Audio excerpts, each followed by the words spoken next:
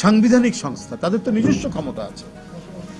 আপনার নির্বাহী বিভাগ যদি তাদেরকে কোনো আদেশ করে, অন্যায় আদেশ করে, সেটা না শোনার তাদের অধিকার আছে। কিন্তু শেখ হাসিনা বেছে বেছে এমন লোকদের দিয়ে নির্বাচন কমিশন করতেন যারা শেখ হাসিনার কৃতদাস হিসাবে কাজ করত। এদের কাছে অবাধ সুষ্ঠু নির্বাচন, এদের কাছে কি বলে যে ইনক্লুসিভ নির্বাচন, এটা কোনো মূল্যই ছিল না, ভোটারদের কোনো দামই ছিল না।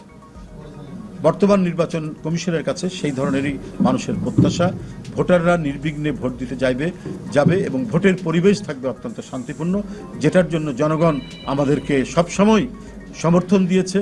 এবং বিএনপি নিরবচ্ছিন্নভাবে যে 15-16 বছর আন্দোলন করেছে, সেই আন্দোলনের প্রতি তারা সমর্থন করেছে। আর সর্বশেষে জুলাই এবং আগস্টের ছাত্র জনতার যে আন্দোলন, সেটাও তো ছিল গণতন্ত্রের আন্দোলন, সেটাও তো ছিল যে ফ্যাসিবাদকে পতনের আন্দোলন।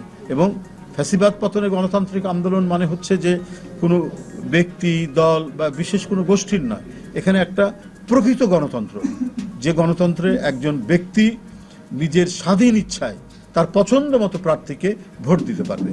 সেটাই হচ্ছে প্রকৃত গণতন্ত্রের নির্বাচনের প্রকৃষ্ট নমুনা।